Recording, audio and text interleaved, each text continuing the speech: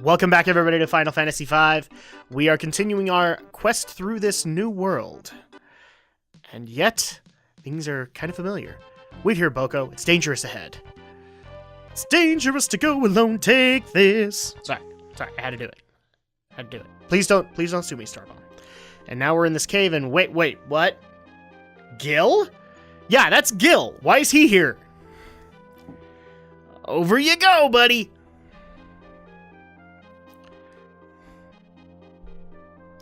Thank you. The shock of the two worlds melding together must have rolled me over. I can't do a thing when that happens. Wait, what? Two worlds melding. Yes, it seems the legend was true after all. Though, I still can't believe it. Quite believe it. Legend has it, 1,000 years ago, Bart's world and Kryle's world were one. Okay, just one. Quite correct. But how did they split? Very good question, Bartz. To seal the force of the void. The void. Right again! Gil, you're not helping.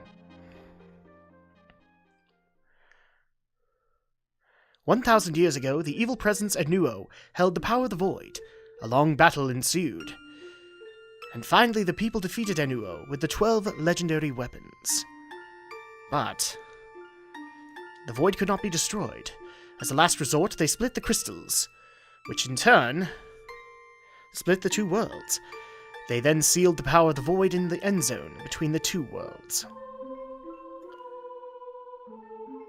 So, Exdeath wasn't lying. He really was trying to restore the world to its original state. But the crystals are broken. The wind's power will never return. And neither will that of the earth, water, or fire.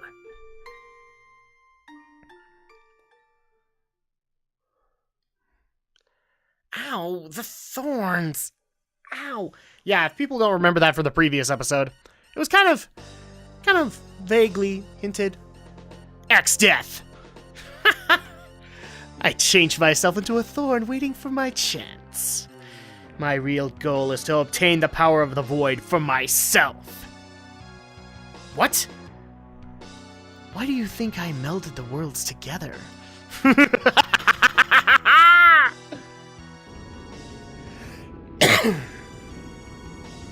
Okay, evil laughing still kind of hurts a little bit. Oh, wait, what the crap? Okay, I thought you said acquire it. You have it already? The end zone is trying to appear in this world. Releasing the power of the void. Precisely what I've been waiting for. Now the matchless power of the void will be mine. Not a chance, Exdeath.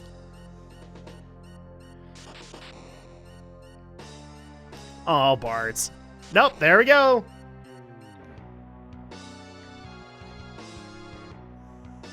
That didn't work out very well. Tycoon Castle. Reina!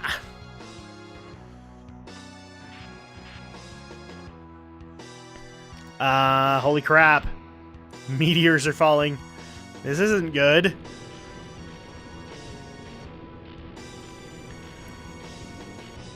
Wait, where's the castle? Splendid. Look upon the power of the void. It engulfs everything, and now it will be mine. Reina! Ah!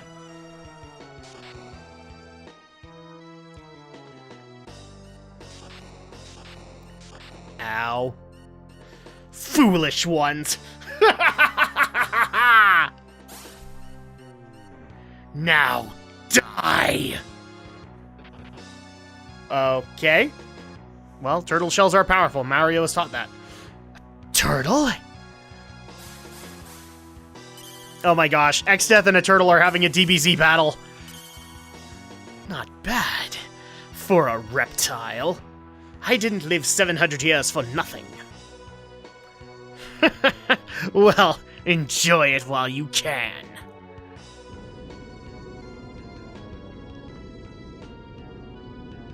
Okay. Uh-oh. Is he calling down the power of the void on us? Nope, he's just making us all scatter. Foolish ones!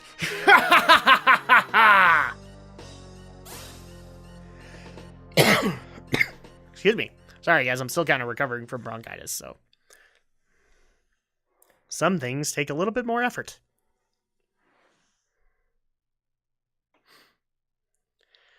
Ouch! Gil, you okay? Gotta push him back over. There we go. We must stop Exdeath before he gains full control of the power of the void. Oof. Okay. What is that building? The Library of Ancients. The fabled Library of Ancients. So it was in this world all the time. Come with me. I know of a book that can tell us how to defeat Exdeath. Of course you do, Gil.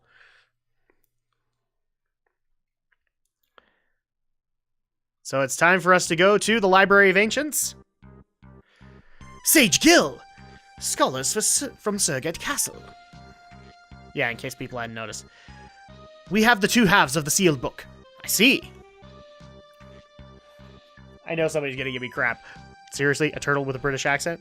Why not? It's a talking turtle. Okay, how did he know how to do that? That's one thing I'd like to know. Let us plan our strategy. Now that the two worlds have melded together, the void is trying to return. Here, from the end zone. Then let's hurry to the end zone.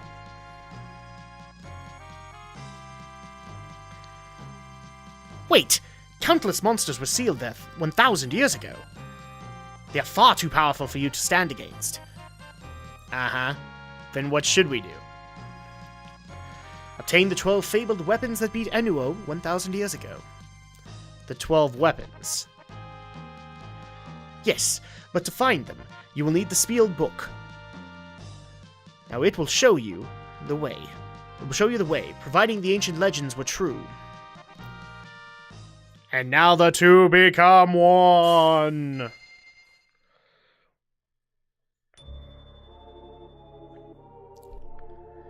The book! When the power of nothing again shall peak. To the warriors of light this book will speak. And the book said, we sealed the weapons we fought Enuo with in Kuza Castle. The key to the seals are 4 hidden lithographs. With the spirit of the past, one is protected by the earth. In an island temple, one is protected by the wind. In a place deeper than the ocean floor, one is protected by flame. And behind the place where the water falls, one is protected by the water. We have also sealed up our servants. Once the lithographs are moved, our servants will revive. Black and white, powerful magic. Time magic, meteor, Leviathan, and the Bahamut. Throw this book into the gate, and the way to the seal will be shown to you.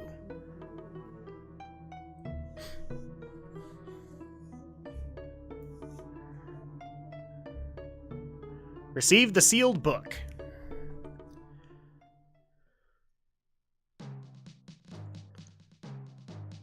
Break the seals to the 12 weapons before Exdeath gains control of the void. We're all counting on you. Let's see. The first lithograph, with the spirit of the past. One is protected by the earth. The pyramids in the desert.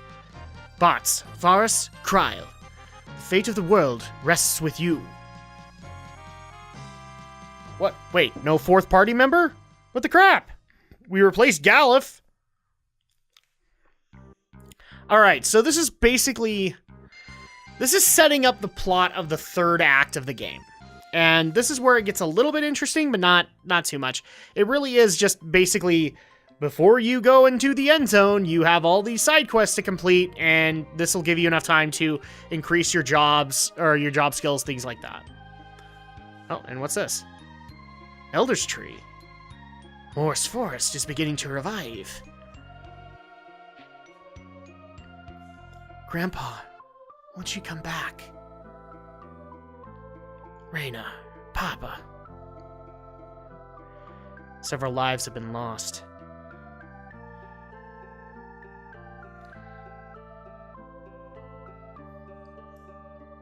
We must stop X-Death, not only for the people in this world, but for all life on the planet. The power of the void will swallow everything. Yeah. I don't like when the dialogue trees do that, but it's a translation, so. So yeah, this is where More Forest is now. So, first of all, that's kind of the biggest part of this whole deal. Oh wait, there's more dialogue, sorry. Yes, this is the Desert of Sand Tides. The Sand Tides have stopped. With both the Earth Crystals gone now, with both Earth Crystals gone now, the Earth has come to a total halt. The Earth's weakening. Alright, so with that said, so basically what happened is X-Death merged the worlds together. They were actually one world before, now, and then they were split into two to prevent the power of the void from ever getting out. Now that they're together again, the void actually can get out, and with that, X-Death can actually harness its power. So basically, at this point in the game, and I'm actually just looking into a map because I'm trying. This was one of those weird times. I thought I could get a fourth party member before I went into the pyramid, but you actually can't. So I will actually have to play it safe here and get another healer in the meantime. So Forrest is probably going to take up that job. But this is basically a time in the game where you basically have tons of little side quests that you can get done that will just help your chances even more while you're in the end zone, because you're going to have to go there. And so at this point, the goal here becomes very simple. You can acquire these 12 weapons, which are like the best of that given type of weapon. You also can gain things like the ultimate white and black magic if you haven't figured out what it is. It's Flare and Holy. And then also Meteor can be acquired. Not only that, but also 2 summons now become available, which are Leviathan and Bahamut. And Bahamut is, just like usual, at least up until this point, the ending summon. He is the strongest one there is. Now, I'm going to cheat a little bit from here on in because since I'm going to be grinding a lot, this is actually kind of the time to 100% all of the job classes to get all of their benefits. And so this is the time when I would actually do that. Look, the sealed book! And this is going to happen every time we go to one of the main dungeons from here on. And so this is the Earth Dungeon. Here the lithograph lies, protected by the soil and the spirits of old. And so that opens up the pyramid. So now we can go and collect the lithograph. And you need all 4 lithographs to get all 12 weapons. Do you need to collect all 12 weapons? No. I personally have actually gone with up to 9 in my possession, and I decided to skip a lithograph. But for the sake of this playthrough, we are actually going to get all 4 lithographs, so that you can see all the benefits that you would get from that. Plus, you will also see my characters with full mastery on all jobs. Just because I think that's something that you guys would like to see, and all the abilities that come from it. With that said, so that's pretty much going to be the premise of the rest of this playthrough, is we're going to go through a dungeon, we're going to go deal with some side stuff, and then I'm going to have to go grind like mad. Truth be told, I'm still technically recording this LP, and so my raw footage, I'm still working on it, but that's because because at this point, this is the difficulty of the game, is nothing but tedious grinding. Which is a lot of my beef with this game, is that it added a grinding tedium when it didn't necessarily need to. And that's a tad bit frustrating to me. But I digress. So, with that, we're actually going to make our way through the pyramid. And while doing so, I'm actually going to give a couple of updates for the channel. So people might have actually noticed that the live stream for Hearthstone got moved to next week. I actually forgot I had some engagements going on. Plus, I'm sick, and so I did want to properly recover from this before I started up streaming again, because I really didn't want to have like this bounce back in my face. Now, a lot of people might be asking, well, next week is the week of Christmas. I believe Christmas is on Friday, so you guys will still get a live stream. We will probably also do one in interim to New Year's. That's probably going to happen. There'll probably be late night streams so that any events that I have going on during the day are done. So, like, right now, I think I have it set to 6 to 8. They might change, at least for the next two, to like 7 to 9. And I know that's a little late for some people, but that's why in a lot of cases I like that YouTube will retain the video. So that's going to happen. We're going to have League of Explorers, and then I think the following week will be, at least if I'm remembering correctly, I'm going to try and do Heroes of the Storm. And people have actually asked, like, are you going to do anything special with Heroes of the Storm? And yes, I am. I haven't completely figured out the details, but there's such a big roster in Heroes that I also know that I believe with League of Legends, some of the popular LPers there will do like themed ones where they'll take on like only certain heroes at a time. And since Heroes of the Storm is comprised of 3 different franchises, almost 4 now, and we also have a lot of characters of certain franchises, yeah, I'm going to incorporate some themes just to help things out. And also, to the people who are asking, will you help me get Cho'Gall? Yeah, we'll work something out for Cho'Gall. So if you guys don't have Cho'Gall yet, which I'm thoroughly convinced you probably will, I will play Cho or Gall and bring you guys in if you want to do just like a day. I don't know if it's going to be the following week or not, but we'll do it soon. And we'll just call it like Cho'Gall Day, and we will go and do Cho'Gall a couple times, and then we'll take on another hero. But like one of the things I'm thinking of doing is, and maybe even with Hearthstone, where I just tackle one class and a specific kind of deal with it. It's one of those things that I really hope Hearthstone eventually will add new classes to it. I know that it's really built around the 9 classes, but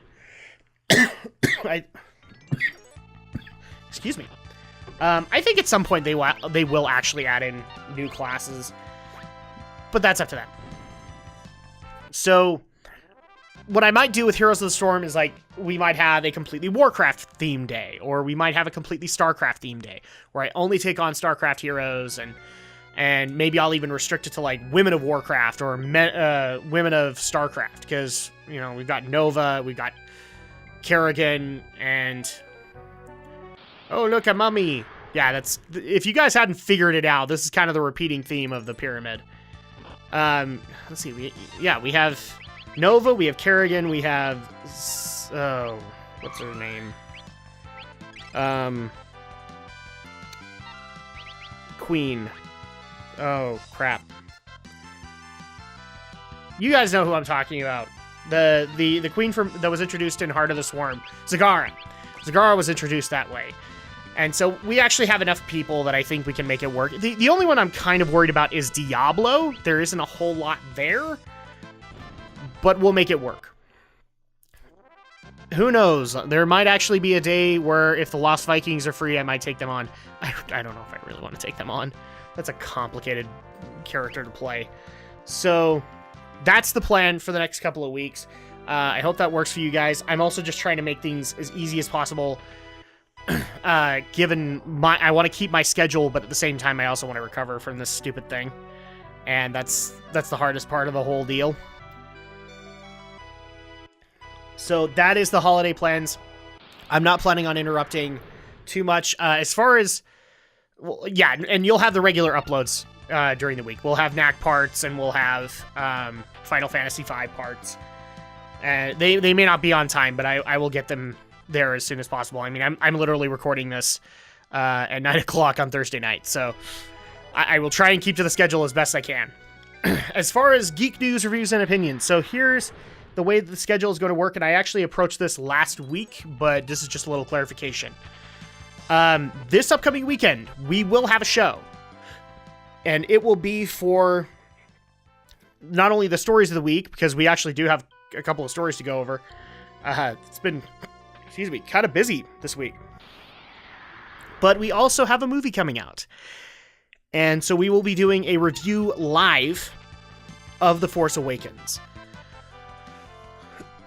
And I hope you guys will enjoy that. But yeah, we'll be doing a live review of The Force Awakens. We will literally be seeing it that day. So you'll get our opinions fresh. As for next week, or the week after, that will be December 26th. And so there will not be an episode of Geek News. Because people will still have family plans, and I don't want to interrupt that. You know, like the following Monday, the reason I have no problem doing a live stream is because it's the 28th. And so at that point, a lot of holiday plans are done, and people are just kind of taking their vacation time. So that'll work. But the 26th, no, we are not holding a podcast that night. However, the following week, on January 2nd, we will be holding a podcast. It will be right after New Year's, so we're going to just do a best of 2015 and a most anticipated for 2016. There won't be a whole lot of stories. We're just going to go over what we thought was the best thing we experienced this year and what we are looking forward to next year. So you guys can look forward to that. But that's business swept under the rug. I love the fact that my Final Fantasy LPs have been my channel business place to put that up. So I hope you guys don't mind that. If you do, leave a comment below, because I do actually read you guys' comments, and I don't want to be annoying or anything like that. As far as the review for Xenoblade goes, I know that I have said that there is going to be a review of Xenoblade, and there is. I am actually working on it right now.